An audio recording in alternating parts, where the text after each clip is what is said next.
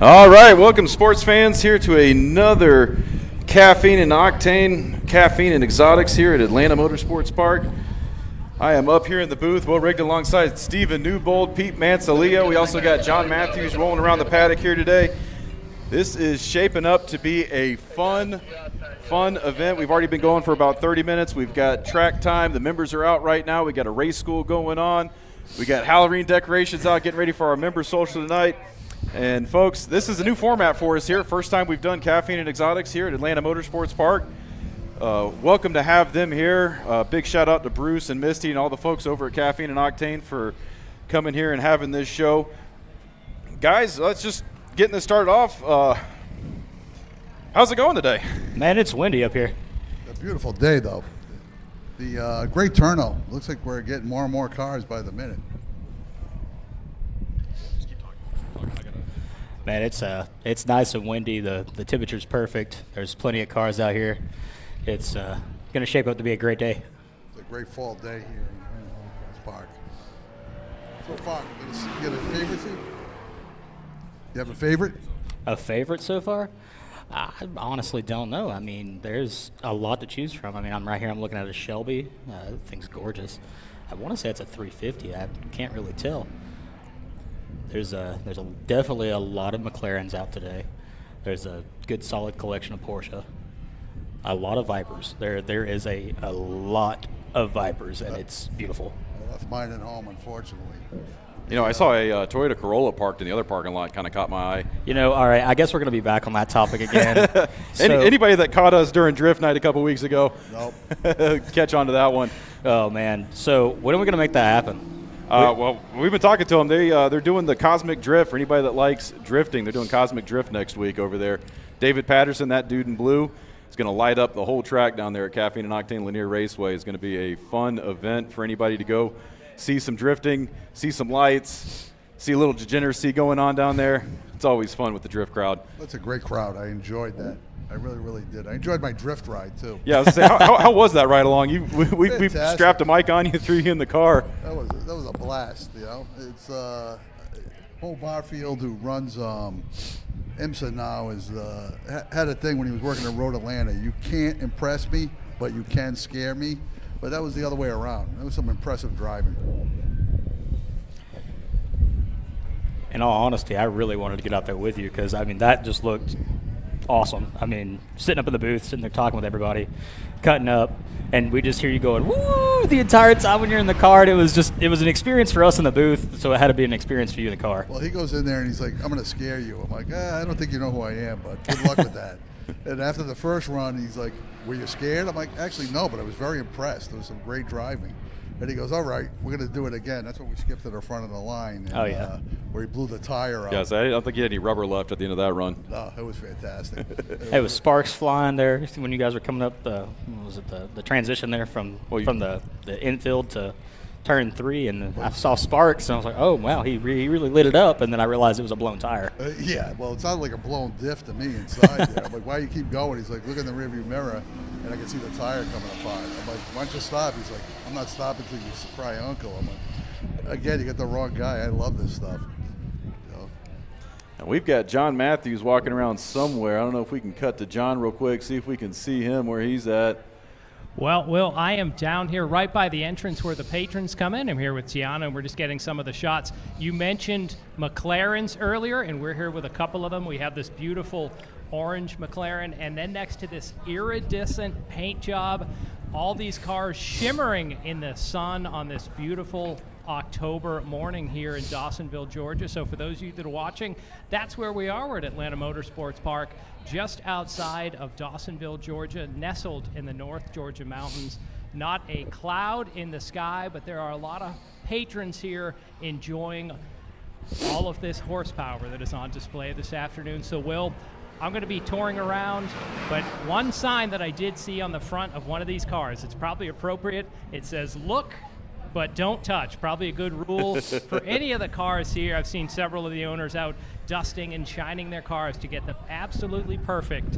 But there's a lot of cars. I heard you mention McLarens. I've counted at least 10, And then as we've seen Corvettes, we have Vipers, and even some older cars, some classics that we'll get into as well here at Caffeine and Exotics.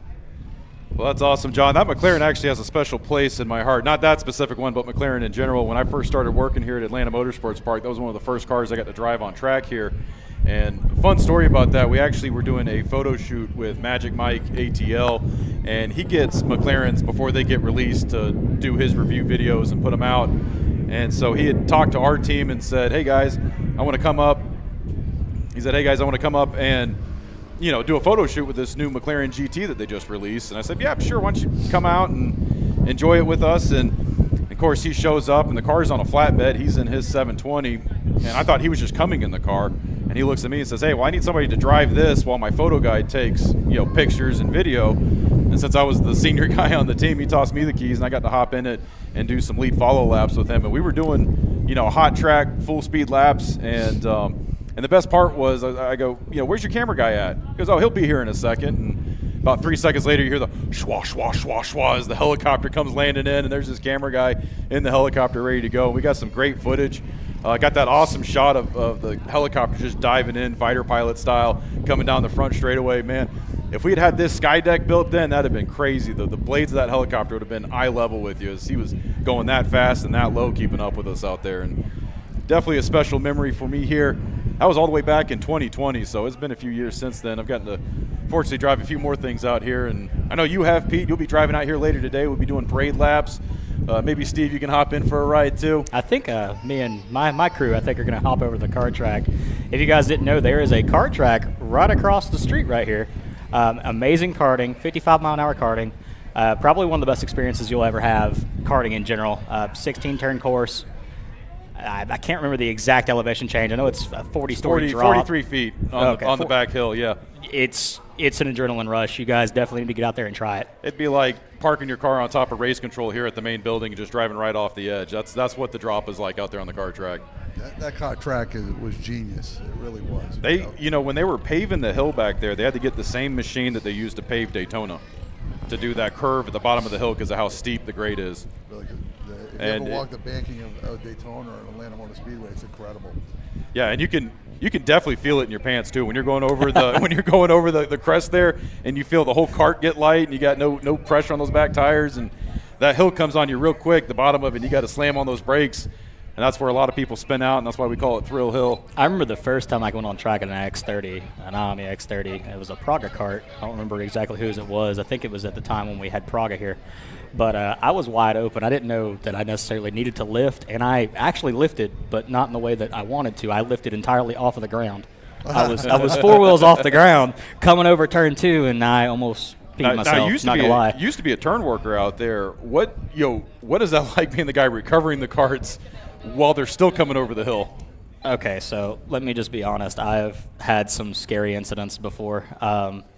Sometimes people just don't know that they need to hit the brakes, and I really don't know how to describe it without keeping it user friendly because it's lots of fun. We'll just put it that way. Yeah, it's lots of fun. You definitely need to be in shape. You are doing a lot of cardio every day, especially if you get big groups out there. That's where it gets really fun. You get 20, 30 carts on track, and it turns into your best, worst day ever. It's an amazing workout. That's what I think people do not realize. I'll be sitting in my office here. We'll see a group go out, and like 4 people will spin at the bottom of the hill, and I'm just like, oh, that guy's going to have to push all 4 of them up. Back in the day, we used to take bets to see who would be the one that have to do the most that day, and we used to keep a tally. I think Valen holds the record with like 85. Wow. And I think he is here today. I don't know if he's near the building or not. He is up here at the main track. Now, I don't know if that's him all the way down there at turn 8. If he can hear us or not. I think that might be Valen just from looking from up here, but I can't Valen. Nah, he can't hear us. Hey, Will, I got a question for you. If you've played video games in your past, tell me that this car right here, this Ferrari red, it's got I'll call it the hood up showing the engine. Doesn't this look like the car that was in that Sega Cruisin' USA? Yes. Oh, my gosh. 348? And I love the license plate. Bye, y'all. So a lot of these cars have interesting sayings on their license plates. A lot of the others might have a YouTube channel or an Instagram handle. somewhere on the car, so I guess you can follow the adventures of these cars after they leave Atlanta Motorsports Park today. Any way we can like mitigate it a little bit? You can try. So not just hardtops here, we do have convertibles. So this is just one of the Ferraris that we have on the premises today. Can you ask the owner if he quickly presses the gas pedal twice, does it do a wheelie like in yes. Cruising USA? That's important. Are you the owner of this car? All right. What's your name? Mike. All right, Mike. So they were wondering, is this the car from that Cruising USA video game? And they really wonder, if you tap the gas pedal twice, will it do some sort of turbo boost for you? Well, I don't want to talk about that publicly, but maybe. Tell us a little bit more about this fine automobile. So interesting, this car, it was sold new in Beverly Hills. It was actually owned by a Grammy Award-winning singer for 3 years. He sold it, or his business manager sold it to a guy in Dallas, Texas, and that was their weekend, Friday night, Saturday night club car.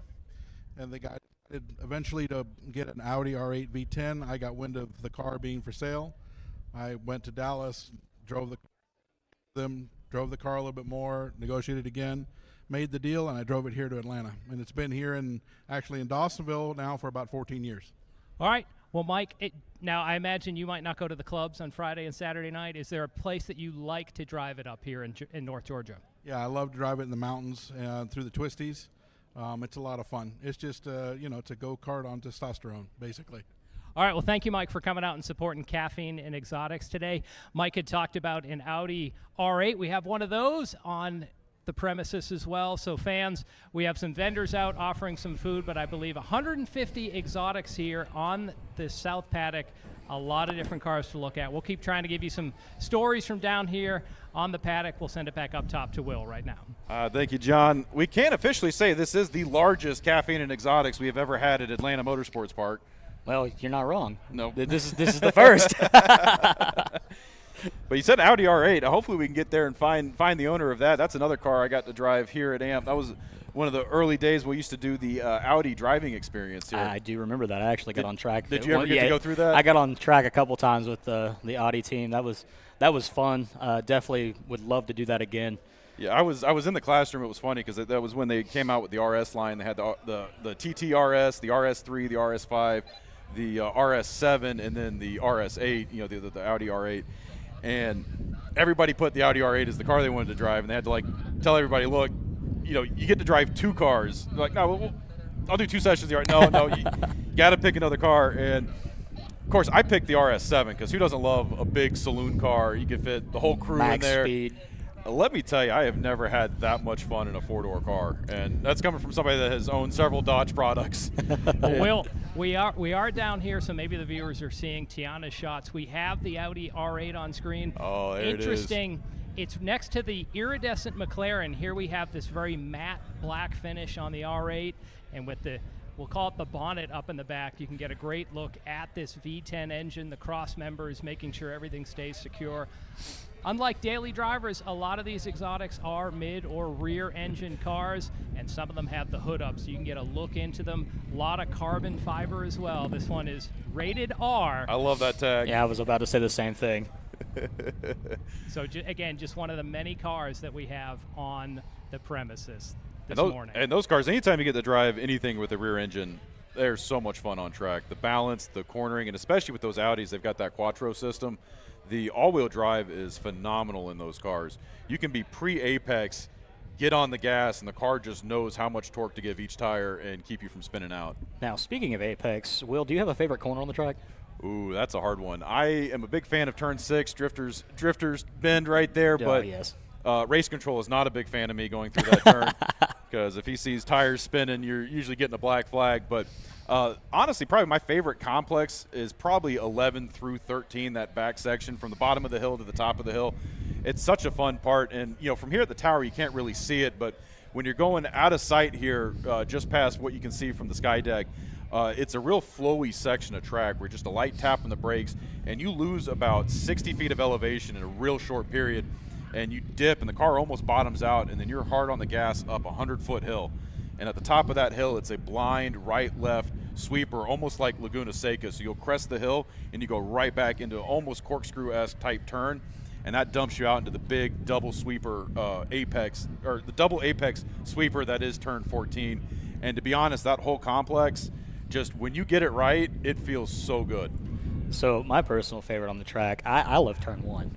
I don't Yeah. know why. I mean, I guess it's the adrenaline rush of coming wide open down the front stretch and all of a sudden braking really hard and kicking it left and then wide back open coming through 2, coming up through the carousel.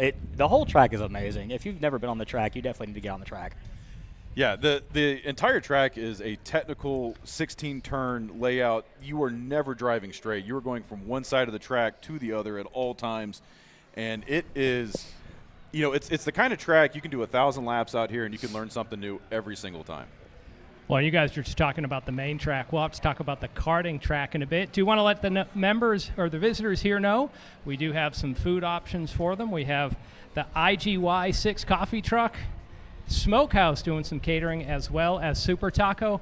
Will, we've had Super Taco here before, and I keep trying to encourage them when we have an autocross race. Yes. To get out and cut the a truck out lap while they're making some tacos in the It's like back. the old UPS drive the truck from the NASCAR days with Dale Jarrett. I wish we could actually do that. Let Dale drive the truck. Dale drives the truck. Yes, right. that'd be glorious. Well, I'm looking out. Look at this beautiful field of cars here, all just shimmering on this picture-perfect day. Now, I wonder where Pete is down there. Pete Mansalio, have you found anyone interesting or a car that you want to talk about down there?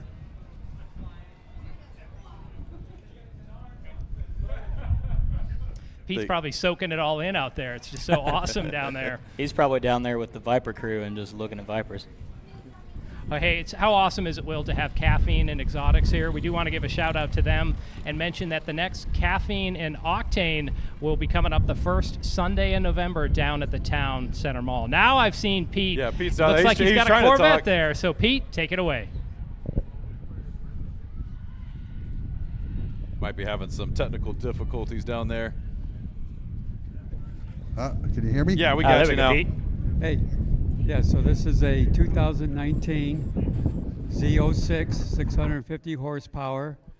It's got the 3LT package, top of the line, and has less than 5,000 miles on it. And I'm based out of Lake Lanier, Georgia, and up here for the first time. And appreciate everybody and everybody bringing their cars. How long have you owned it? I've owned this car for about 6 months. 6 months. You always been a vet man? Yeah, my first vet was actually a 1970 Corvette. So, yeah, I really like the vets, and the fact that this is the last year for this body style, and the Z06 was a great find. Oh, yeah. I love these. The last time they were at Petite Le Mans, got some great video of the last of the front engine Corvettes. It was really something. Thanks for talking to us today. Thank you very much. And Pete, we were just at Petite Le Mans for night practice last week. That's the best. You know, we've got so many great tracks here in Atlanta. It's just this whole area is just full of so many car culture and car things. There's something for everybody. What's up? Some kind of sandbag, something. Yeah, they're downstairs. Just tell me where to go. I won't think. They're in the members lounge. Got you. Yeah, y'all keep talking. Hey, Kevin. What, Steven, we're hearing some of that magical sound. One of the automobiles revving it up down there, so the fans that are walking through, you can see them all Yeah, with their they're starting ears to covered converse. up. That sound will draw in the people. As we've been seeing from the drone shot, you might see a lot of the tire marks around the paddock. Viewers, this is where a lot of autocross and stunt driving schools are done. So the drivers, Steven, when you talk, or we heard Pete talking about doing the drift ride along, a lot of times they'll do them right in this paddock area, set up some cones, and that's what has that look of, you know, all the rubber getting laid down in the corners. You can see on this beautiful drone shot right here, you can see a lot of the rubber down there. And I got word that Daily Driven Exotics, they're making their way out here today. Oh. And they are responsible Well, for some of that. At least one of the cars down there had daily driven. Yeah, on the so back. I don't know if they're all in yet or if they, I was told they were on the way, so I'm not Well, sure if they if you got look at parked the yet. drone shot, it looks like there's a decent amount of cars still in line trying to get in here. Yeah, they're still piling in here, although not as backed up as we thought it was going to be at this time. So that's Well, good on them out there for getting everybody in. I will say when I came in, I only live 15 minutes from the track, and I was stuck in traffic, and that never happens, but it was mostly exotic cars. So I assumed everybody was coming here, and it looks like a good chunk of them did. Well, and you're saying about stuck in traffic coming up next weekend in Dawsonville. It's the Moonshine Festival, Yes. really the biggest event. We do have the Georgia Automobile Racing Hall of Fame trailer down there. Their parking lot basically becomes the headquarters for Yes. the Moonshine Festival. We're excited to have them here. I know Cindy Elliott is heading up that group. They have a raffle for that Polaris. But what a great job they do. Gordon Perkle was in one of the inductees into the Hall of Fame this year. He's been a big hand in he is forming that and just the shepherding unofficial mayor racing of along. Dawsonville. The siren. Yes, and really we like to say that Dawsonville is the birthplace of stock car racing. Not maybe all auto motorsports, but this is really the area where, look, there was a lot of moonshine. People souped up their cars to outrun the revenuers, and a lot of that, the drivers and a lot of the technology was developed right here on the main streets and back roads in Dawsonville. Well, and it's awesome that they picked this place, Dawsonville of all places, to build a racetrack, especially a racetrack of this caliber and of this quality. And the fact that we're literally in Bill Elliott's backyard, his airstrip's right behind us. We get to see him and Chase taking off all the time when they're heading out for race weekends. And, every now and then we'll get to see Chase goofing off when he's just passing time. And it sounds like we got somebody down there in the paddock. Pete, is that you? You got somebody for me? Yes, sir. Yes, sir. Who am I speaking with today? This is Zach. Tell us about this beautiful Lamborghini. So I got this about a couple of years ago. Got it from up north. It was a CEO of a bank that had it, one owner. It's only got like 4,200 miles on it, and it's been part of the family for the past couple of years. We had some fun with it. We've taken it to the rally, to Tampa, Orlando, and Florida. It's been a good car. Beautiful. What's your favorite part about it? It's like an airplane. Is it? Yep. Can you fire that up for us? Yep.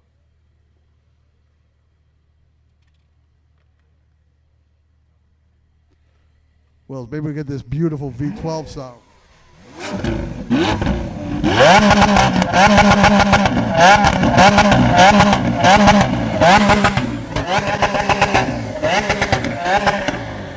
Drawing a crowd everywhere it goes. Pete, did you stick that thing in the exhaust pipe? That was pretty loud. I don't think so. It's pretty loud. Awesome. It wasn't loud. It was heavenly. Yes. Yeah, there we go. And unfortunately, that's a sound that is quickly going away right now. We just I own Georgia Luxury Automotive. We got 3 locations in Metro Atlanta. We typically just work on your standard cars, nothing hyper, but I just did the body kit on this thing, did the spoiler, add an exhaust to it, and she sounds pretty good too. Let's compare. We got Maranello and Santa Haja.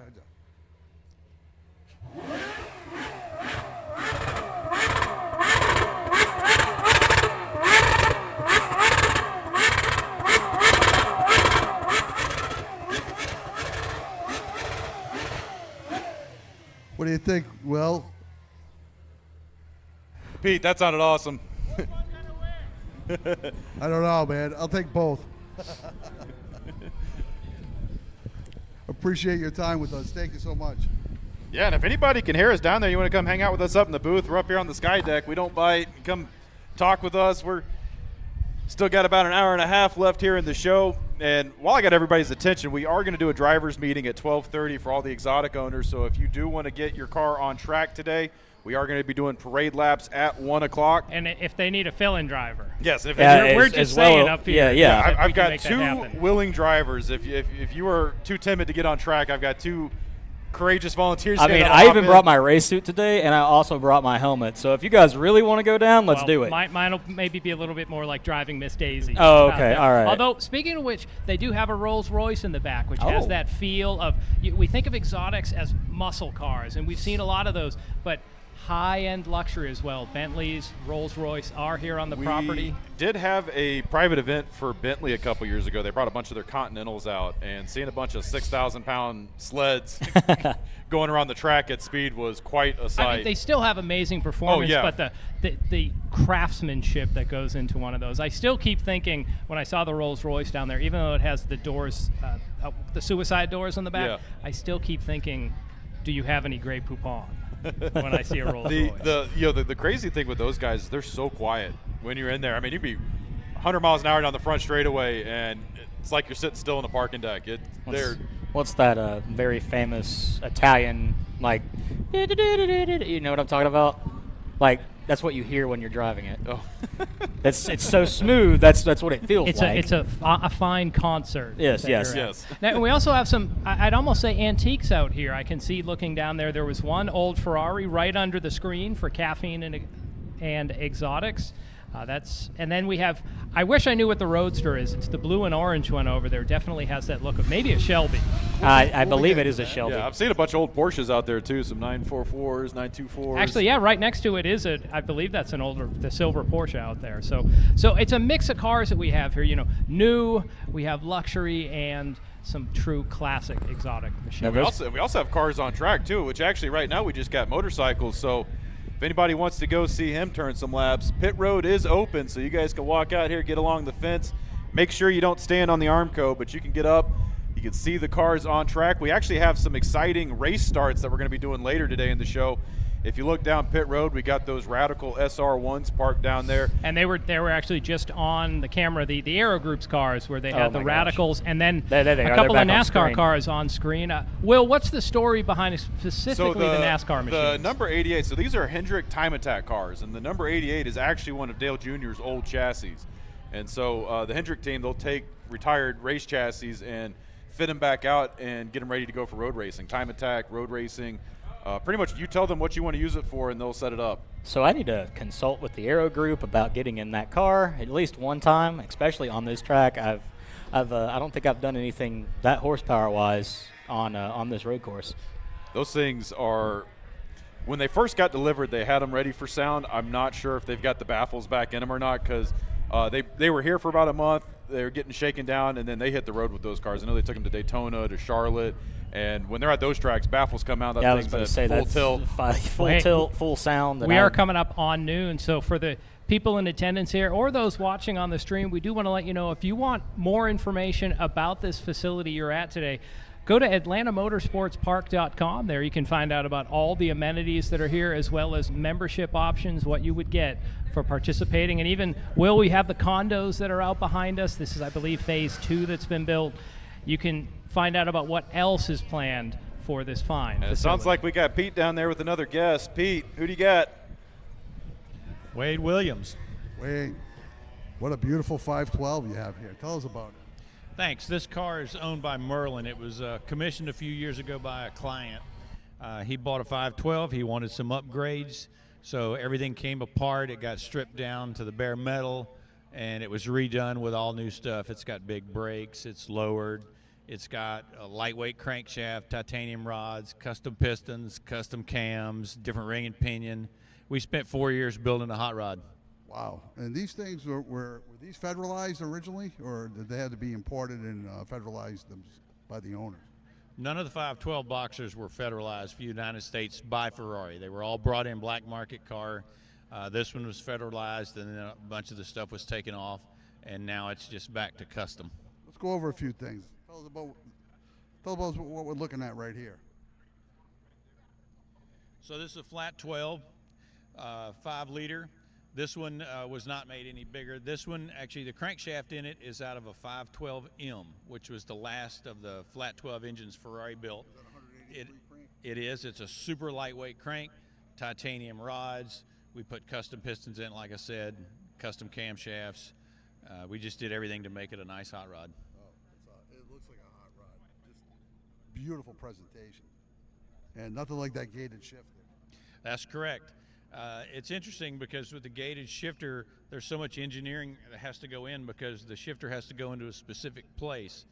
And we've had cars lately that have had a little bit of change in them, and you have to get it where the transmission meets the gate and it all has to shift. And people don't understand, if you take the gate off, you can just hit a gear anywhere. But when it's in the gate, it's got to be engineered just right to work. I forget my first Ferrari that I ended up buying, the owner was like, you'd never be able to get it into second gear cold, and I already had it in second gear. So he's like, you could have the car. Yeah, you can get them in cold, but sometimes you have to be careful and go slow. You don't speed shift a gated car, especially cold. How about the brake system? You said they're upgraded too? Now, there was a company that made a big brake kit for this car. We bought the big brake kit. It's got huge rotors, big calipers, and interestingly enough, when we put it on the car, it really didn't fit, so we re-engineered most of it and moved it all around to where it works. We got the parking brake on it, which they sold you, but it didn't fit because it went right where the shock went. So we had to move that and make brackets, and we made it all work, but that's part of it. How many of these 512s were built, really? I don't really know. It had to be a very small number. Yeah, there weren't a lot of them, and I will tell you that when Ted Rutten was alive, he had a favorite thing of taking an old 512 and he would rip it apart and sell all the parts off, and people would get mad at him, and he would look at you and go, "Hey, you should be happy. I just made your car more valuable. I eliminated one." Ted, awesome. How about that 911? I'm not a Porsche guy. We have some Porsches here, and that's one of them. Right? Tell us about it. I don't know anything about it. I'm not a Porsche All right. guy. We'll send it back to you, Will. Hey, appreciate it. Merlin Group, for everybody who wants their exotics, you know where to go. And thank you for being here. Thank you for having me. All right, thank you, Pete. So Pete's going to be on the ground, still finding some exciting interviews. So Stephen, just once again, a beautiful day. From here on this new sky deck, we can look out and see some of those North Georgia mountains we've talked about. Actually, that's the Three Sisters deep in the background there, near the start of the Appalachian Trail. But we have heard from a couple of the car owners saying they like to get out there on the roads of these North Georgia mountains. So a lot of twisties, as they say up there. Yes, definitely on Highway 53. Georgia 53 is wonderful for exotic cars. Any car in general, there's a lot of twists, there's a lot of turns, especially going up through Jasper, going up Burnt Mountain Road, going up to the scenic lookouts up there. There's 2 specific lookouts before you can branch off and go to Amacola Falls. It's beautiful up there.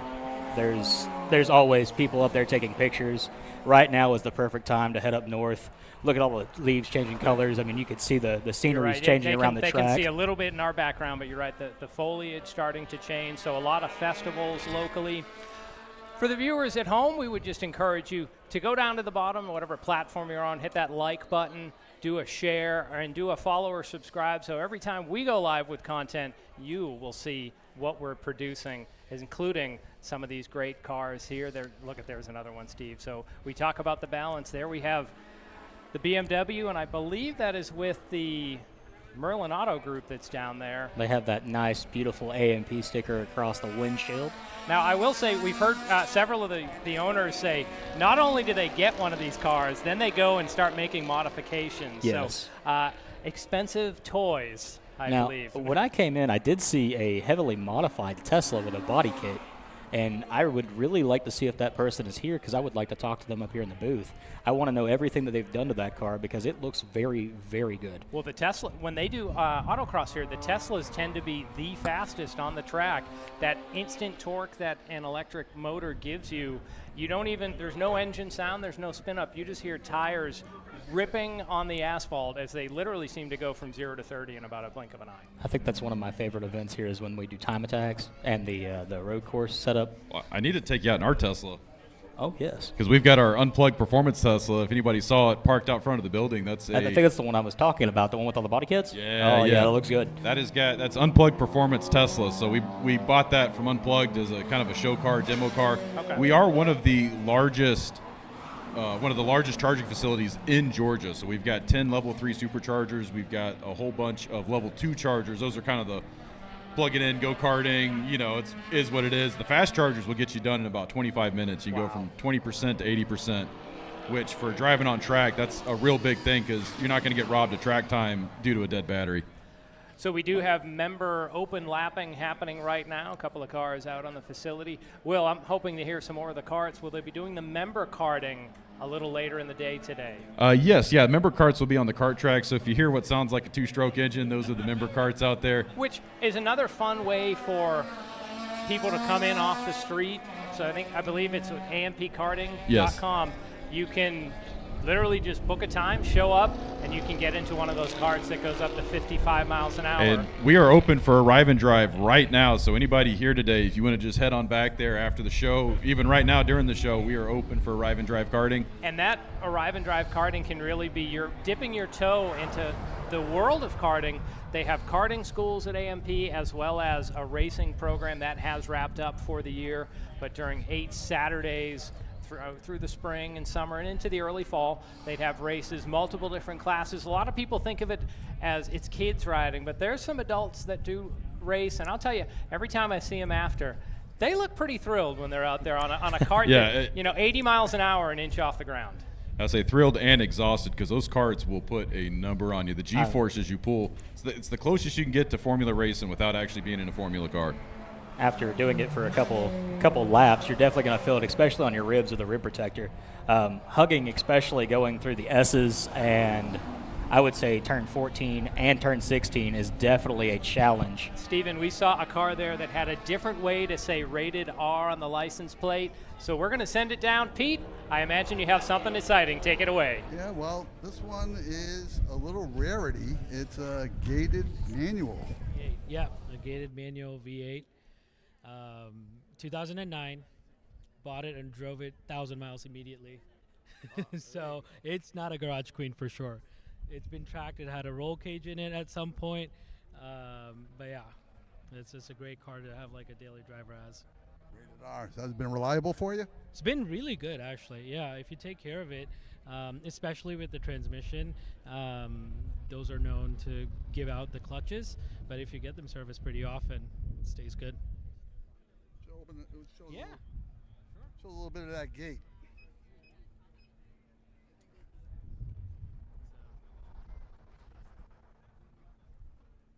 I haven't seen a real manual one. Yeah, I think here there's also a V10 gated I saw while walking around. So a couple of really good enthusiasts here. But with the V8, it's a perfect balance. And yeah, they're not much to be found because when they first came out, the automatic transmission was all the rage, so a lot of people opted in for that. So now, 10 years later, when the single clutch is a little bit clunky, people want the manual, but not many people opted in brand new. So any engine mods to this? No, it's nothing modded. It's not the fastest thing out there. I always say to my friends, I'm not gonna win any races, but I'm gonna look really good losing. Thanks for your time today. Appreciate it. Back to you, Will. All right, thank you, Pete. And we're going to take this moment real quick. If you haven't seen the signs down there trackside, we actually just opened up our IV Nutrition Therapy Bar. So if you guys don't know what that is, that's what all the influencers and what Hollywood's got going on right now. But what it is we've actually got our medical license now. One of the things that we have recently gone through here at Atlanta Motorsports Park was we went in-house with our EV services. So we are licensed by the state. We can buy, administer things like IVs, wellness drugs, anything that, supplements to get your energy up. And the nice thing about doing it intravenously, through an IV is that you actually get the full benefit of what you're getting. All the stuff they sell you at the store, the supplements, I don't want to, hopefully GNC's not watching this right now. Your body doesn't fully absorb all that stuff. And so since we have this EV service, it is something we can now legally provide here at the racetrack. And so we're actually doing it right now 2 days. So, if you partied a little bit too much last night, we've got a bag for that. If you or if they're prepping for the member social, later in the evening and they need to make sure they're fully on for it, that'd be a way to go. There is never a bad occasion to get an IV. So if you did a little too much yard work the day before and you're getting dehydrated, we call it yard work. Yard work, yeah. Pre-gaming. Yeah, too much drinking, not enough drinking. We got a bag for you. And the beautiful thing too is we're also doing a 35% discount. So your first bag from us, 35% off.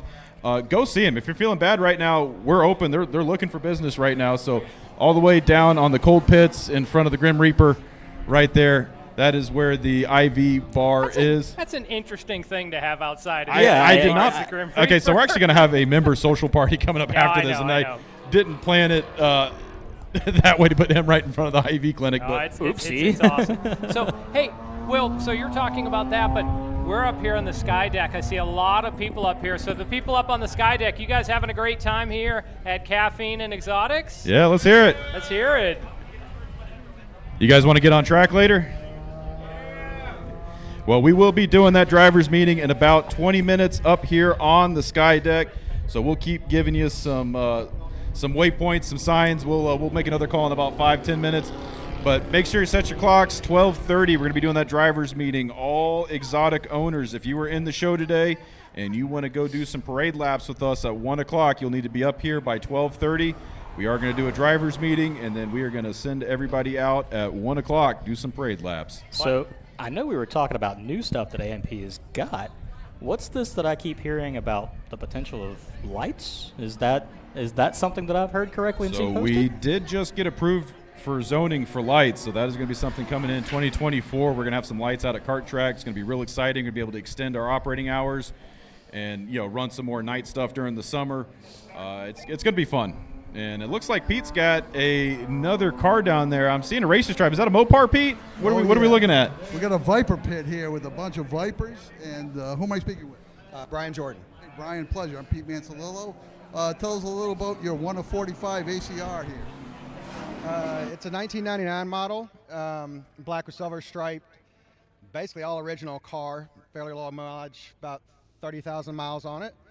I've had it for 4 years. We're in the Viper Owners Association. We've got a few of those cars here today. Love the car. I've tracked it here one time, I believe it was last year. Really great experience, a lot of fun. Tell us what the ACR package includes. So in '99, it was the first year of the ACR, and the last year that you could get the motor with forged internals. The ACR is upgrade above the RT10 and the GTS in that it has Meritor springs. It does not have the fog lights. It's fog light delete car, which saves some weight. The lighter BBS wheels, basically airbox lid kind of conversion. So it's got an extra 10 horsepower over and above the regular GTS, but the big savings is the weight. Nice. What a beautiful car. So do you use it as a daily, or is this a special? Absolutely not. No, it spends a lot of time in the garage just trying to keep the miles off of it because they didn't make a lot of Vipers. They only made 32,000 from the first one in 1992 to the last one in 2017 before they stopped production. And the headlight cost is ridiculous now, isn't it? I've heard them. I've seen them on eBay for $4,000 or $5,000 just for a set of used headlights. That's crazy. Yeah, they didn't make a lot of them, number one, and they actually originated as a BMW headlight that I guess Bob Lutz and several other people at Dodge coordinated buying some leftover BMW headlights to put in these cars when they were first being produced. So there are little levels in there, right? That's right, yes. They're actually for leveling on the fly. I think it cost more money to take the level out than it did, so they just left it there. That's absolutely correct. It was, I think $110 was what Bob Lutz said at his life celebration that he did about 2 months ago up in Michigan. He was talking about the headlights and saying that they just decided to keep them in the headlights because of the additional cost to remove them, so they left them there. Well, thanks for spending some time with us today. Appreciate it. Nice to meet you, Pete. Thank you. Back to you, Will. All right, thank you, Pete. So while we've been watching these great scenes, Steve and I have been talking about dirt racing up here. And Steve, not a speck of dirt on any of these cars.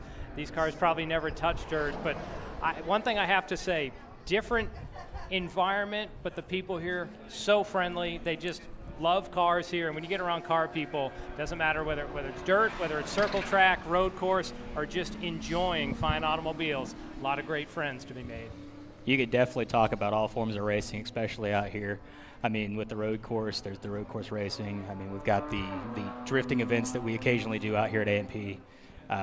Well, and all ages too. Yes, where all ages. We've seen kids that'll be at the karting schools. The kid karts start at, I think it's 5 years old. 5 years old. If they can basically juggle a baseball, if you can toss your kid a baseball and he can toss it back, he is ready to go kart racing. And so literally you're talking from kindergarten on up.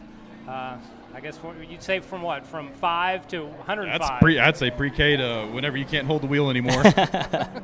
We see them out there. There's some guys in their 70s out there that still race. There was a couple years ago, we used to call the guy the Iron Hulk. His cart was green and he would wear a purple race suit.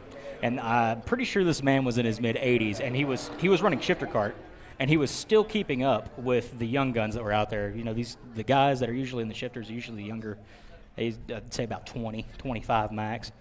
And it was just impressive seeing him keep up, maintain the draft with all these other drivers. I mean, you got to think these shifter carts are doing 90 miles an hour on this track, and I mean, the G-forces you're pulling at that age, I don't know exactly how that would affect your ribs. And shifters, that's one of the classes that's actually making a big comeback here at AMP. It had almost all but dried up, and then this past season, we had the guys at Eyes Up Body Symmetry put up some prize money and started getting to come back out. And this past season, we had about 15 of them in the season finale. Last year, we had over 27 shifter carts on track for the season finale, and if you've never seen shifter carts, a full grid of shifter carts on track here, it is a sight to behold. Or even that start where the light's red and they all have the clutch pulled in, they rev up those engines, you see those plumes of smoke, and then when the green light goes, it's just, it's a maelstrom out Me there. personally, I'm pushing for a Le Mans start with those guys. I would love to see that. And we're coming back here at the main track in December with the go-karts. We're doing that one again this year, and I might push for a Le Mans start on that because we got the space in the front straightaway to do that. And that was with the LO206 series, correct? We're doing them with everything, LOs, KAs, shifters. The only problem with shifter doing a Le Mans style start is starting them. They don't have a starter on them. You have That's to going to be the push hard start part. Yeah, I can see that I being guess they could just run bob. Well, if you've seen how the kids get in them, they literally will push them almost like a push cart, get the head of steam, and then hop in it, and then kick the clutch and go. Well, Pete, what do you got for me? What do we got? We got a 2020 Rolls-Royce Black Badge, white on red.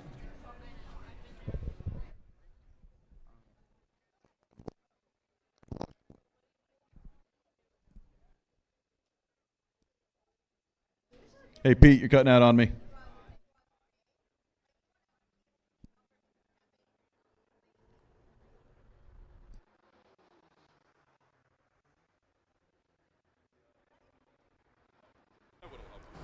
Well, Pete's mic's cutting out. We'll try to work out what is happening. So in the meantime, we'll be able to watch some of these shots. And Steve, there's one of those Rolls Royces. You see the suicide doors on the back. The peak of luxury on the roads. Not just muscle cars, not just performance here. That's a performance machine that will move you around in. All right, try that one. Try that one again, Pete. I had the receiver tucked away in the thing here. Just pulled out. I might work a little better for you now. Oh, there we go, Pete. We can hear you. Introduce yourself. Hey, my name is Dre, straight out of Atlanta Go-Getters. We're here to show our beautiful 2022 Rolls-Royce Black Badge Wraith. What makes it the black badge? Because all the black accents, it has 30 more horsepower than a regular Wraith. And what kind of horsepower are we looking at? I think it was like 620. 620. Yes. That's a big boy, though. Yes, sir. What's it weigh? You know, any idea? I don't remember. All I know is fast as hell. Is it? Yes, sir. Now the McLaren George too. I see the baby seat in it. Yes, my son right here. It's Samson, man. Hey, Samson. Say hello. Hey. Which is your favorite? I can't tell, man. They both have their different flavors. Sometimes I like the McLaren. But to tell you the truth, all the time I like the Rolls Royce. All the time you like the All the Rolls Royce. time. I'll tell you, it's amazing how they can make a big car go so fast. Wow, man, it's excellent. The McLaren though is super fast. You know, we got it tuned. We got 800 horsepower. There's not a lot of cars that keep up. I'm just gonna bring it on the track today. Most likely, show a little, little run. Little love to the sun. Yes, sir. I think you should take the rolls out. Take three of your friends with you. Yeah, I will definitely keep up. All right. Thank you so much. Appreciate the time. Thank you. Well, I have to imagine that Dre would be making quite a splash if he rolls up to the carpool line at school in that Rolls Royce. Oh, yeah. That's how you do it. Dad, I want to go for a ride. You believe the horsepower in that big boy? It's crazy. That's a lot of power. But here's the thing. It's a high-performance car, but when you drive around, it is impeccable luxury on the inside. Yeah, that's why you buy those. So I've always wondered, why the suicide doors? Does anybody know the history behind that? Well, originally, it was a structural thing that I'm trying to put the words to it. As far as like you had a strong A-pillar where the front door hinged, and you had strength at the back of the rear door. It was difficult in early cars to have the long run of metal along the side and the pillar coming down to have strength. So it was easier to just have the two doors closed together like French doors. it got the name suicide door for different reasons, but like French doors closing together, and you just had basically a strong box around them. Same reason that early cars mostly, they weren't even convertibles. They were just tar paper on the top. They really couldn't, they didn't have the machinery, they didn't have the metal works to build a solid metal top on cars. Well, I know the reason they obviously went away from suicide doors is for safety purposes, but now when you see them, it's just because they look cool. Yeah. Well, now they have the strength that the doors we think of as traditional doors, you have so much strength in that center pillar, it's safer for the cars, and you could claim that a suicide-type door is now weak on the side. Well, I like those big ones where you can just pull it open, pull your umbrella out of the door, and oh yes, go about your day. The little button they have at the bottom of the door for Rolls-Royce, it pops the umbrella out. I think that's the coolest thing ever invented. Look at the variety of colors down there, even some pink automobiles. I mean, I'm colorblind, but I can tell that is definitely vibrant colors out there. the yellows and the oranges, as well as some of those traditional reds there's and blacks. Bright shades of gray for those of you that are colorblind at home. Bright shades of gray. So what happens when you're on track and they throw a flag? You know, I really have to guess. You just wave at the corner marshal? Hey, how you doing? And keep going full throttle until somebody's like, hey, do this right here, slow down. Well, usually corner people aren't waving green flags. No, usually not. I mean, that's if, and there's an incident. Nowadays with technology, usually a race director is talking in your ear. Yeah, you can usually hear everything. That's the one benefit about having a racing receiver. You can hear everything inside your helmet. You don't really have to worry about, flagmen, but they are very important. Thank you to the guys that are out there today on track. You guys do wonderful jobs. Thank you for Travis up in race control. I don't know if you can hear us, but you're killing it up there, buddy. We love you down here. Keep doing you. Hey, and once again, if you want to get on track, the drivers' meeting will be up here on the Sky Deck at 12:30. Yep, so you got about 10 minutes. About 10 minutes. Settle your things and come on up if you want to get on track, or if you want to volunteer to let Steve and I take your car on track, we can arrange that. It's been a minute. I'm a little rusty, but I'm pretty sure I can still handle it. We will be taking you through all 16 turns here at Atlanta Motorsports Park, and look at these. Yeah, so now we've seen some convertibles. Look at that old Porsche there. That old and new side by side right there. So there's always that old debate, Porsche or Porsche. Being a person that speaks German, it's Porsche. When you're with your American friends at home and not with your coworkers, it's a Porsche. It's always Porsche. When you're at the track, it's a Porsche. How about this? It's charming any way that you say it. How about that? The car that starts with a P. Well, you can certainly see the family lineage between both of them. And that RSR, I don't know if that's a replica or a real deal, but that's something else. Yeah, who you got down there, Pete? Just walking around admiring everything. Nothing wrong with that. See, I think when you're at the short track, it's a Porsche, and when you're at the road track, it's a Porsche. It's Porsche, yeah. I don't think I've ever seen a Porsche. Oh, I would die if we were at Dixie and one of those pulled out for spectator racing. I would. Spectator drags. Yeah, with the four-wheel drive too, that thing would probably sling in the turns. By the way, big thanks to Tiana, who's doing the camera work down on the paddock, getting us that the lineage of the new Porsche versus the old Porsche. So great staff once again here helping make this broadcast possible today. And we're just happy to be here. It's always fun when we get to have a new format to play with.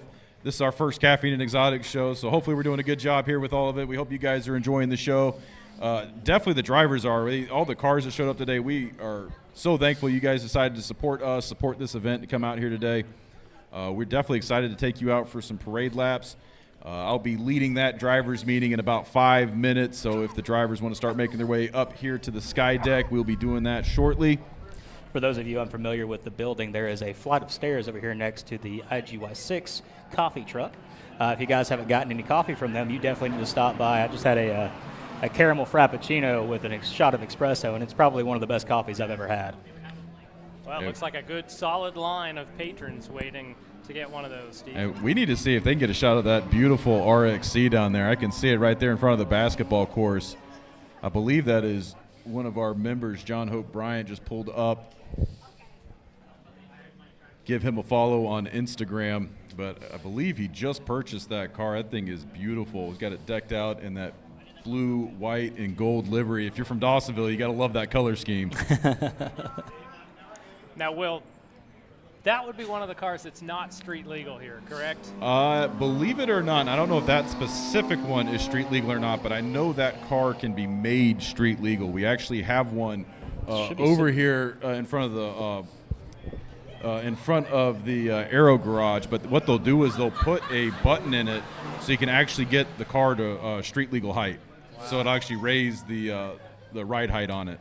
Well, I see Pete down there. So, Pete, what do you think of this exotic that we have amongst the street cars? This is an exotic amongst track cars. This RMC. It's an exotic, period. It's just beautiful. I'm trying to find who owns it, but just looking at it with a nice little echo boost in there, it's basically an LMP2 car, it looks like to me. Beautiful, isn't it? Yeah, absolutely gorgeous. We started taking delivery of these cars about 3 or 4 years ago, and it's awesome to see these things on track. We've got 2 of them over here in front of the building. We got another one here in the paddock that you are looking at right now. And these are, king of the castle when it comes to street cars or to racing cars out on track, for at least for what we run.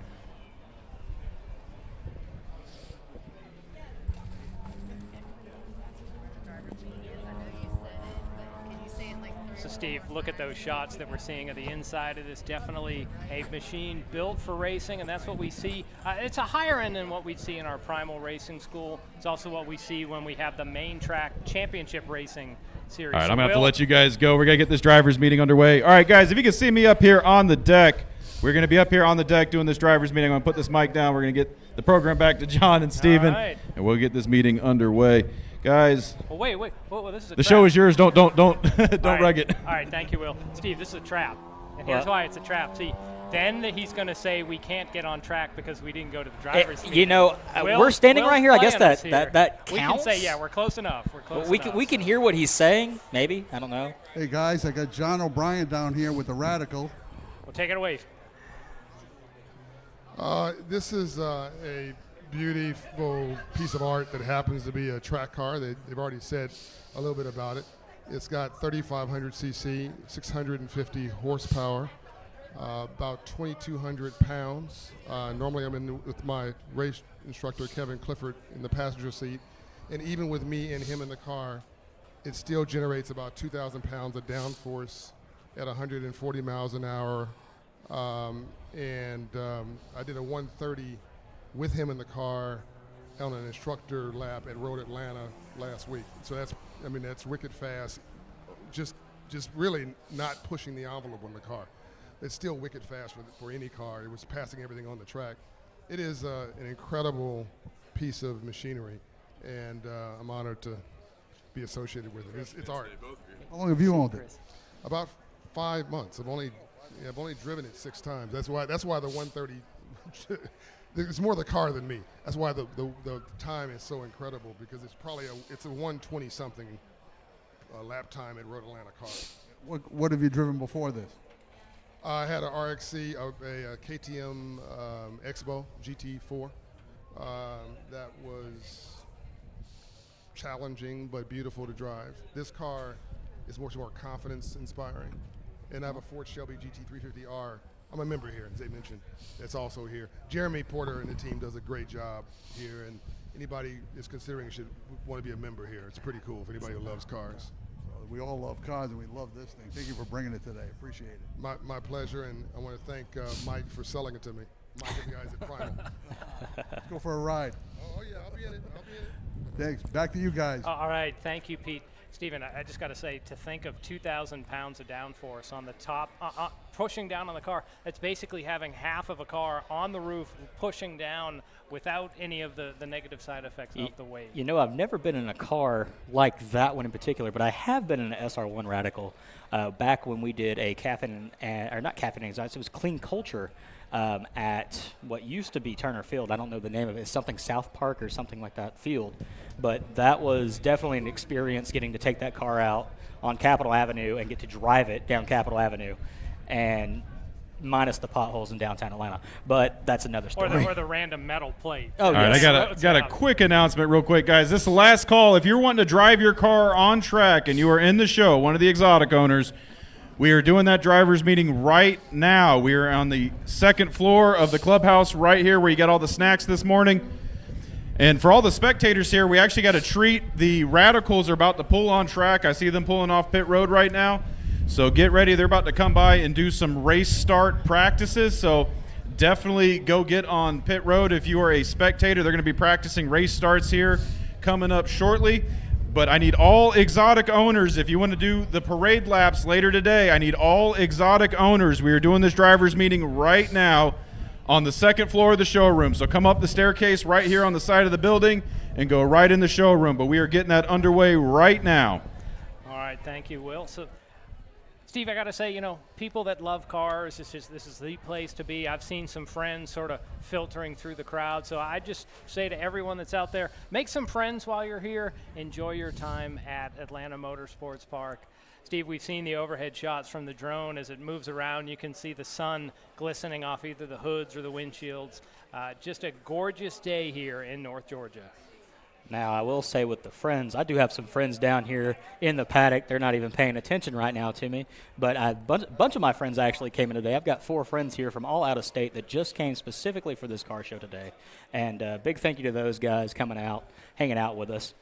Well, the next Caffeine and Octane will be Sunday morning, November 5th, and that is at the Town Center Mall in Kennesaw. I can remember, Stephen, when the Caffeine and Octane used to be at the Perimeter Mall. The show grew so big, it outgrew the parking lot at the Perimeter Mall. I wish that we could get a word with Bruce, because I know the show didn't start at Perimeter Mall. It started in Dunwoody. Really, it was just a few guys coming together on a Sunday morning. Amazing to think what the Caffeine and Octane brand has grown to be. Caffeine and Exotics, they have the big flagship Sunday car show, as well as the activities at now Caffeine and Octane Linear Raceway. Now, that is a very historical track. I have personal connection with that track. I remember running oval cars there back years ago. And they've done a wonderful job bringing that place back to life. They've got drifting out there. They've got karting as well. They do some drive-in movies during the summer as well? They do some drive-in movies during the summer. They also hold car meets. The Legends, Georgia U.S. Legends, they run out there. That's always a show. They always put on a good show. Speaking of Legends, they've come out here a couple times, if I'm not mistaken. You're right. They have been here before.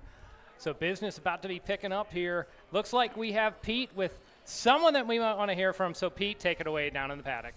Hi, here we are with Scott Adams. Scott Adams of the Georgia Motorsports Hall of Fame. You're going to tell us what's been going on there, Scott. A lot's going on. We've completely remodeled the museum. Cindy Ellitt's our director.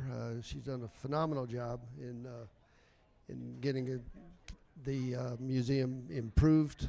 We've got a Chase Elliott exhibit there that has all of his trophies from 2020, the championship trophies there, and all his other wins there. We've got Bill Elliott's first win car and Chase's first win car, which is extremely unique. Cars on track. We've got Bill's cars there that holds a 212.8 record at Talladega, and the big T-Bird, and 210.5 at Daytona. And we have just a series of other cars. We have the 39 Ford that is the only car that ever won 3 beach races, and it's the real car. It's authentic. It's not a replica. And we have a Thunderbolt, which is very unusual. There are only 44 Thunderbolts left out of 100 that was manufactured in 1964. Phil Bonner, and Preston Bonner owns it, but now, because Phil willed it to him, but it's a really, really neat car. It's one of the first 10, because I don't know if people know the story about the Thunderbolt, but the first 10 were maroon. They were Fords that were, or Fairlanes that were equipped with 289s, and they pulled the first 10 off the production line, took them next door to Dearborn Steel and modified those cars and made them Thunderbolts. Put the 427 in and changed all the suspension and shock mounts and everything in order to make the Thunderbolts. So it's a very rare car, really nice car. Runs well, and we always have it out at the Moonshine Festival. We also have a Gen 6 NASCAR in there, and we use it as a show car. It's signed by Chase. It's wrapped with the Napa paint scheme, and really, really nice car. And so we have a lot to look at. You mentioned the Moonshine Festival. When's that coming up? Next weekend. Starts. We open the bar at noon on Friday. Let's go, man. If you haven't been to the Moonshine Festival, it's certainly an experience. Yes. So yeah, it'll be a fun time. Hopefully the weather's going to cooperate with us. But it's a big event, and it's fun. I heard mention some possible iRacing coming up. Yes, we are in the process of speccing out 6 simulators. We expect those simulators to be in sometime first next year. We also have Granddaddy Mims is coming in next door with a distillery and a brewery. They make 4 beers, and they have an extensive line of whiskey products, moonshine products. They're gonna. We're shooting for Daytona weekend is what we're trying to. Don't know if we're going to make it, but that's what we're shooting for. So it'll be. It's going to be a real swinging place. We're doing a lot. Sounds exciting. It really does. The Sims going to be in a car, or are they going to be separate? We're taking half cars. We're going to get cars cut in half, and we're going to put 2 Sims in each car with a partition down the middle. We're going to be very high-end Sims. They're going to have movement. The base will move. You'll have airflow, sound. They're really going to be nice Sims. We decided we were going to do it right, and so it's going to be one of the few, probably the only place in the state you can drive drunk legally. We all love that, and if you haven't been to the Georgia Motorsports Hall of Fame, the Moonshine Fest next week is the place to be for sure. It's the place to be. It's very exciting, and appreciate talking to you. Thank you very much. Back to you guys. All right, thank you, Pete. For our viewers, the Georgia Racing Hall of Fame is located just off State Road 53, just east of the downtown area. Steve, I've been there a few times. They have a Chase Elliott set up, but so many other stories of the other inductees. They recently inducted a new class in August. Gordon Perkle, the owner of the pool room, we mentioned him earlier. Hence Pollard, the founder of Sonoy Raceway, where I'm typically at on a Saturday evening. So it was exciting to see Hence inducted each year. They'll find 4 to 5, not just drivers, it could be people that have impacted the racing community in Georgia. So it's a great place to check out. I know they also have a great collection if you're into model cars, building models. They have some models there that you really won't see anywhere else. It helps to keep the Georgia Racing Hall of Fame going. Now, I don't know if you've been there recently, but I went there just a couple weeks ago, and the remodel is gorgeous. They have done so much work to the Georgia Racing Hall of Fame. They've got new displays, like he was talking about the Elliott wing that they have. They've got one of Chase's cars in there from the 2020 Championship Series, and they've got one of Bill Elliott's cars in there as well. They've got a bunch of trophies. They've got the championship trophy. I believe it's still in there. I could be wrong on that one, but it's just amazing what they've done with that facility. But to look at the track right now, it looks like we are finally seeing some rolling starts from the Radical Racing School. I believe there's 6 cars on track, and it looks like they're just demonstrating, race starts and getting out there with the Radical guys. Actually, we have one of our cameras showing you right through the chain link fence, so maybe you'll see the cars coming buzz by in a live speed shot. We saw 4 of them come down. It looked like they were practicing a start. Just some of what happens here. If you're going to be learning to drive, one of the things you have to do is start the race. So they're practicing all aspects of racing here, and now we see that. I want to go into race call action that they're coming off turn 16. They're 2x2, and they're coming down. They should get the green flag. We'll see how hard they hit it, that they had a pace car pick them up. The other pace car is up in the signature turn 4. And there you can see them smoke by the camera, and they go down into turn number 1, really the most technical corner here. Not that there's an easy corner on this facility. No, you are constantly on the wheel. There is not a second of rest on this track. Some of the events they have here, they do drifting on the track. Yes. They do the ride-alongs as well. I've been in one.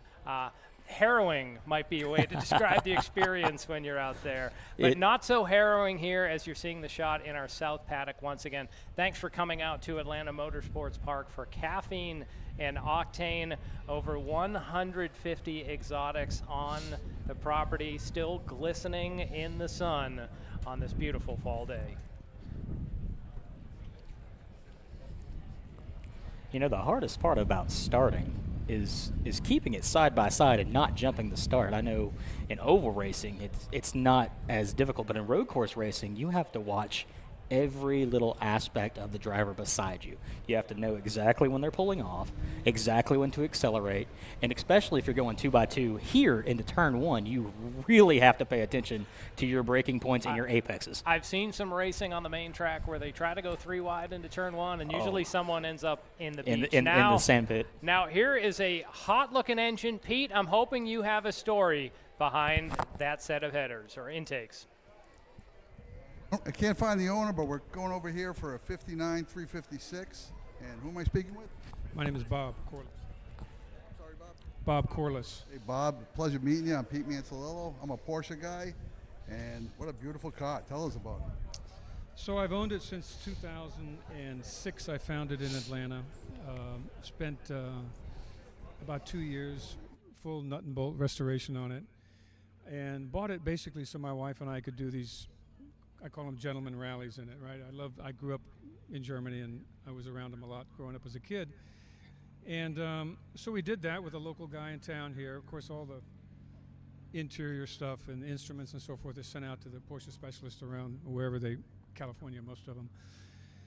And ended up finishing it up, and then the rally we signed up for was canceled. It was a 2008 crisis, and so I just kept it here and I drive it. I got 11,000 miles on it. But in the process of taking the car out and going to different shows, and I went to Rennsport and Works Reunion, and I happened to run across the guy who does the archives for Porsche, Alexander Klein, and I gave him the number. Turns out I have a numbers matching, never been titled, gearbox and transmission match to the factory Cardex. The factory Cardex, if you're a Porsche guy, knows the actually factory build sheet. I got that. And so yeah, there you have it. And I've had it since then, and I drive it. It's, like I said, has 11,000 miles. I'm leaving here, actually going to a big Porsche show over in, I don't know what it is. It's called River Walk or something like that. But it's a great car. It's a 1.6 liter. I do have the original motor. I restored it, but 60 horsepower was a lot back in 1959. And the car weighs nothing, but it doesn't. So I bought a 1964 C motor or 912 motor. It's 120 horsepower to the wheels now, so it goes like stink basically. But everything else is the way it was. It was so nice. I thought it was a replica. Yeah, I get that a lot. But you can happy to knock on it and happy to check it out. But it's been a great car. A bunch of 356s myself, but never a 59.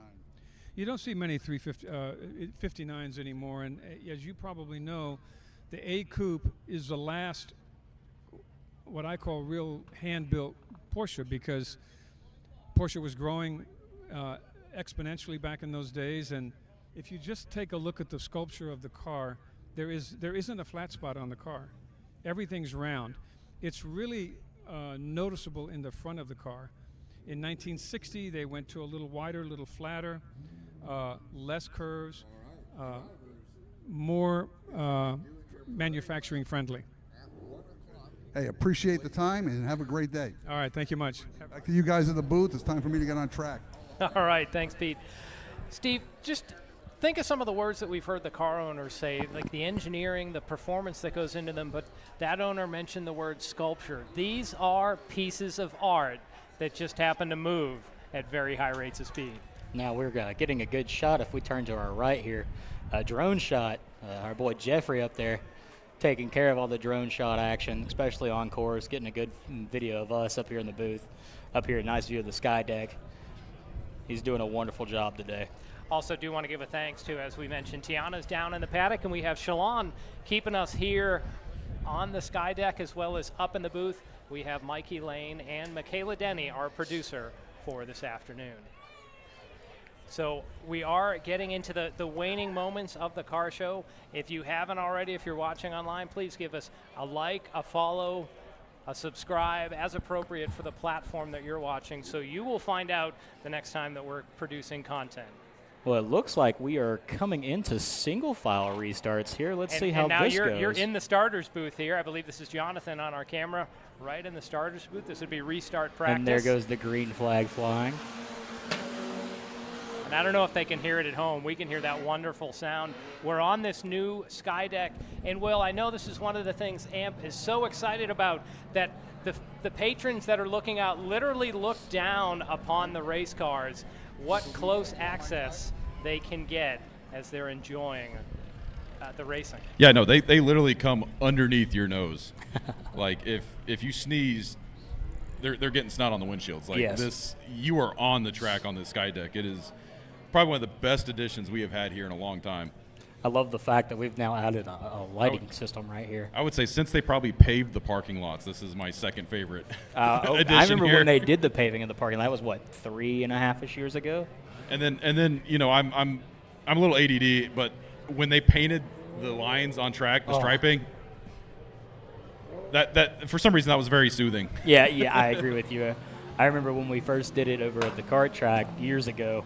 That was a fun experience because we got to do it. The quarter workers got to do it, and that was a fun maintenance Monday. Wait, when they painted the striping? You mean the yes. rumble strips? The rumble strips, the runoffs. And I have to say to the viewers at home, that might just look like striping. It is not. If you actually get up close and see them, it almost looks like you took a speed bump and cut it in half, and you cut the back half off the speed bump, so you'd be going over the front of a speed bump, harshly dropping down, and then a few feet away, there's another one. So if you try to run a performance machine across one of those, it's going to get some negative feedback very quickly. Now, definitely, to put it into NASCAR perspective, if I'm not mistaken, Corey LaJoie calls them turtles.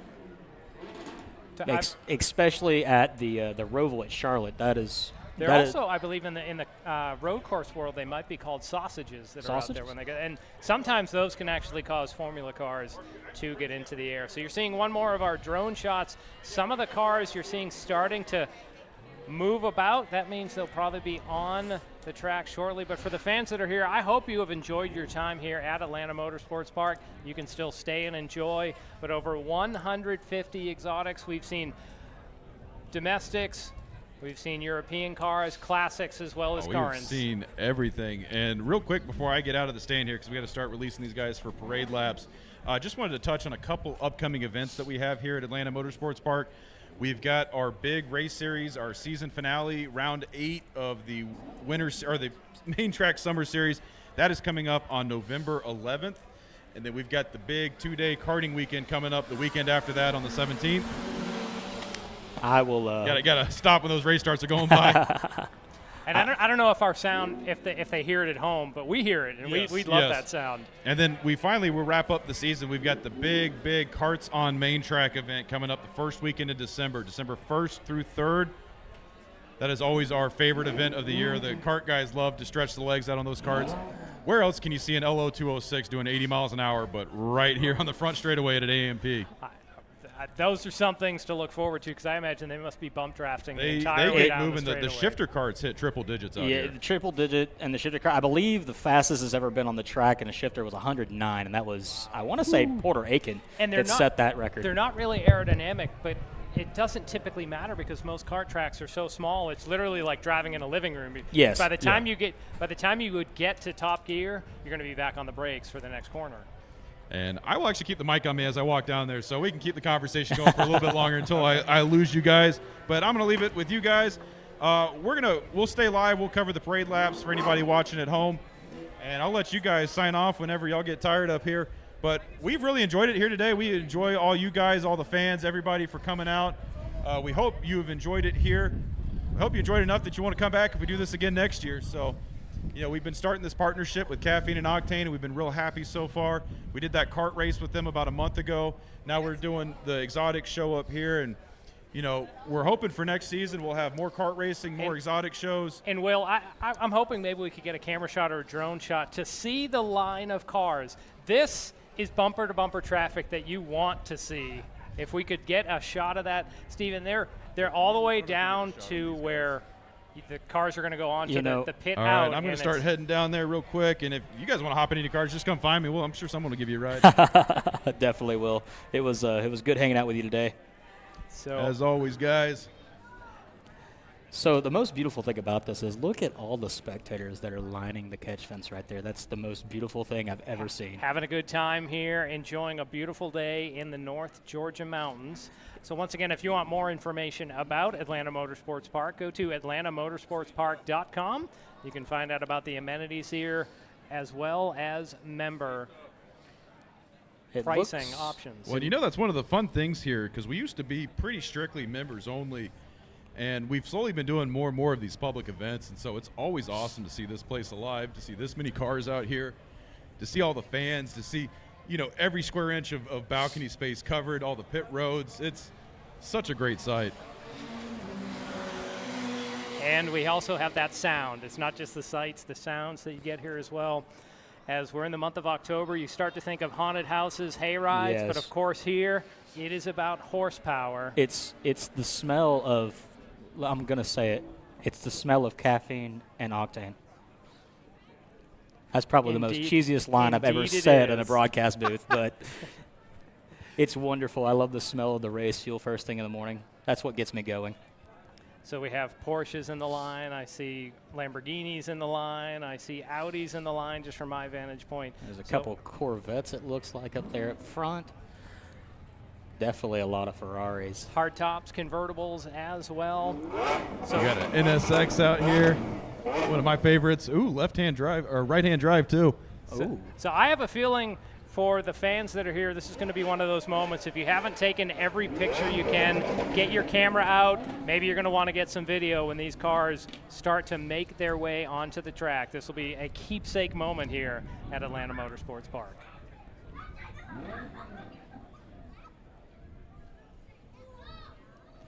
As they're gonna stack them up 2 by 2 on the pits. You know, that's a good sign. That means we've got a lot of cars coming on track today. And then one of the cars that will be making its way into the line will be that iridescent McLaren. Thank you. I believe that was one of the daily drivers. That is a sweet-looking car back there. So, and we got the what is it, 80s era Porsche, it looks like, going on the track there? That might not be an 80s. It might be an 84. Okay. I can't really tell just from looking from up here. I was just saying, quickly looking, it looks like it's from the mid-80s. Now we're getting a drone shot. You're getting a look at the cars 2 by 2 parked on the pit exit lane. There's one of those Corvettes that you saw. So you might see your favorite car. How about this? You might see your next car in this lineup as you're watching. You know, me and Will like to joke around about taking our Camrys out on the track, and honestly, we need to get that set up. You know, I don't know if Will can hear me right now. Well, hey, Will's had the school bus out on track before, so yes. we've had a host of different types of vehicles. What I would love to see happen here, I want to see a figure 8 race somewhere in this area. I don't know where we would do it here on the track. Maybe in it'd be at Lanier. Is where the figure 8 race would happen for sure. That would definitely be an experience. Just especially, watching. We've talked about the history of Lanier. When they built it, it had pitting on the infield. Yes. And then in the 2010s, in that decade, is when they took out every building and basically turned it into a saucer, which lets them do the drifting. It lets them do the karting that they do there. And then they just move the plastic aside, and then they can do stock car, Legends racing, Bandoleros racing. Yeah, the banking is definitely an experience to experience on track is an amazing opportunity, especially in a drift car. You're coming around. It's not a high. It's banked, but it's not as high as you banked. think it is. But it's definitely banked. I actually walked the track not that long ago. You can first tell time it, I've been out there in a while. There's more steeply banked tracks around sure than that. Yes, I think that's one of the last paved asphalt oval tracks in this area. You're right, because unfortunately the old Gresham has closed, and I don't know what it's becoming. It's not a racetrack. The only other operating asphalt circle track in Georgia is Crisp Motorsports Park, just north of Cordele, so that's just off 75. There's a host of dirt tracks, and then on the road course circuit, there's here at AMP, Road Atlanta, which is across the street from Caffeine and Octane Yes. Linear Raceway. And then I believe Roebling Road is technically in Georgia. That is Yes. down by Savannah. I want to say that's Brunswick. I think. Okay. I think it's technically in Brunswick, but Savannah, Brunswick, it's basically the same area. But it's been wonderful up here in the booth today. The weather is just perfect for a car show. It's perfect to get on track too. It's perfect for just about anything today. Not And a cloud in the sky. Bright, sunshiny. You know, it's a big change. You know, you start the morning in a sweatshirt, and in the afternoon, you know, it's starting to get a little warm. I think right now is about 65, 70-ish degrees. And for the members, there'll be a members party this evening. Definitely a Halloween or fall festival type theme for it. I know there'll be some candy for the kids. That's why Will had mentioned the Grim Reaper that's down there. There's lots of inflatables that are setting up. So there'll be music as well, food, fun to be had for the members coming up a little later in the evening. We just ask that if you're watching here, that we just ask that you don't climb on top of the guardrails, that you just stand next to them, but don't climb on top of the guardrails, please. They're running out. This is a good problem. They're running out of places to put all the cars. Yeah, they're still filing in. I mean, there's got at least 20, 30 of them in line outside of the pit area. And they're stacked 2 by 2 all the way to this opening. So there's at least, I'd say, 30, 40 cars just in this little area right here that we're seeing. There's a beautiful drone shot. Looks like we're finally getting a car on track. It might be the lead car, and it looks like cars are finally rolling. And they are. So get ready, race fans. Cars taking the track here for the Caffeine and Exotics edition of Caffeine and Octane here at Atlanta Motorsports Park. We'll see how much we can get out of the drone. I wonder if that's the Tesla that you might have been talking about. Yeah, earlier, that just actually on is the left of Tesla, I screen. believe. Yep, that is the Tesla with the body kit on it. And then we do have a dog, I believe. I'm going to say Charger. I think that's a Demon. Okay. I want to And say that's we are PD. starting those parade laps. So the lead of the field is heading off turn 2. They're going to go up to, or excuse me, off turn 1. They're going to head up towards turn number 2. You don't really think much about turn 2 and 3 on the track, but after that, the drivers will go to one of the signature turns on this course. Turn number 4, this Hermann Tilke design course. That turn 4 is modeled after Germany's Nuremberg Ring, the carousel turn. The other signature turn is the Eau Rouge complex of turns, or modeled after Eau Rouge in turns 15 and 16. Stephen, I don't know who we're riding along with, but fans at home, you're going to see a little in-car action Oh, here. it looks like a Demon. Okay. Is this PD? Yep, that's PD. Yeah, no, that's Pete's Dodge Demon there. He's just going into turn 2 right now. And I think we lost his signal, but that was just a sample, an appetizer of what is happening on track, as now we're getting more and more cars. I don't know how fast they'll let them go, Steve, but just to see them moving, this is what these pieces of art were meant to do. Well, it looks like it's about time for me to hop off the broadcast. I have got to get down to Duluth tonight. For all of you people at home that do not know what's in Duluth tonight, Atlanta Gladiators hockey is back. It's the opening night tonight. You should be there. I got to ask, what are you doing there? Actually, I'm just there spectating tonight. Okay. Usually I'm there doing some media coverage, taking photographs, interviewing some players. But Well, before you sign off, do you want to give a mention of your social media handles for the yes. viewers? So my social media handle personally is just Steve Newbold on Facebook, Instagram, and Twitter. But the podcast that I do in the racing media team is Liberty Racing Review. We go to all these different tracks throughout the Southeast and just cover racing, get to interview some of these younger drivers, the future of motorsports in this country, and we need to keep that tradition alive. We need to be able to showcase those drivers and their abilities, and you know, sometimes it might help them get discovered. You never know. Well, thank you, Steve, for being on the broadcast. We're going to keep broadcasting here. Just do want to mention I'm John Matthews. You can follow me on social media by searching for Georgia Racing Podcast. I cover a lot of more circle track action in Georgia. I'm also most Saturday nights the announcer down at Sonoy Raceway. Steve, we need to get you down there. Yes, we I have need to. one race coming up, the Peach State Classic, which is the largest short track race in Georgia, November 9th, 10th, and 11th. That Saturday night finale will pay $54,000 to the winner, and right now it seems like all the top super late model stars are scheduled to be in attendance. Now the biggest one I'm looking forward to, our team is actually headed down for the Snowball and the Snowflake Derby this year. It's going to be a awesome experience. It looks like we're getting Pete in turn 1. That was good. That was a bird's eye view of someone going through turn 1. For a second, I thought he was off into the sand out there. I was a little disoriented at first. So look at all the cars. They're stacked up. They're doing a 4-wide salute sitting on the pit road here. And it feels like a World of Outlaws event. Suddenly it did.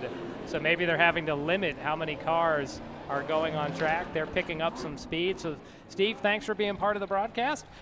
Always a pleasure. We'll keep broadcasting because we have more of this exciting action happening here.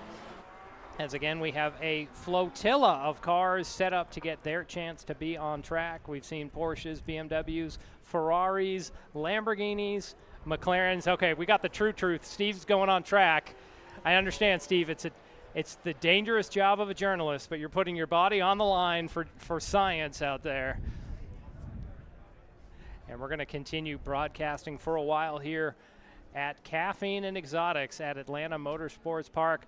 Fans, I hope we have your cameras out and you're catching some of this action as the cars cycle around the track. Where else will you see a Tesla followed by a Lamborghini or 2 or 3 on track?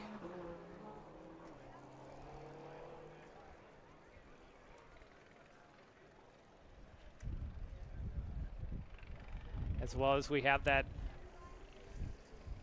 1959 Porsche that is out on track. As the owner had said, it is an art piece. Just one of the over 150 automobiles signed in for display at this show.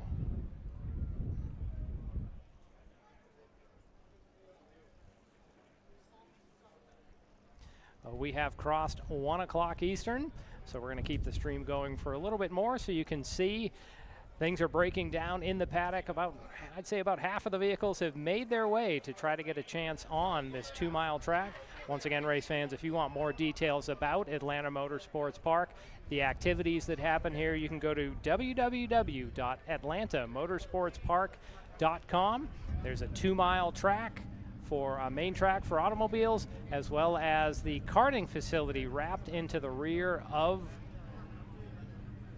this complex. And the website will have information about memberships, the amenities here, as well as links for the karting information, including Arrive and Drive Karting.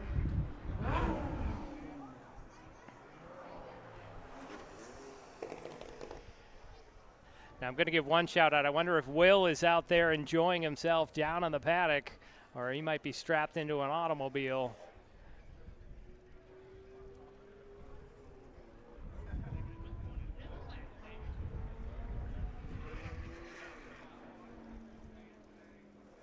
Well, viewers, we are going to sign off the show for today. We'll leave you with some of these beautiful sights from this day here in the North Georgia mountains. So for my announce partners, Will Rigdon, Pete Mancilio, and Stephen Newbold, I'm John Matthews. Thank you for joining Caffeine and Exotics here at Atlanta Motorsports Park.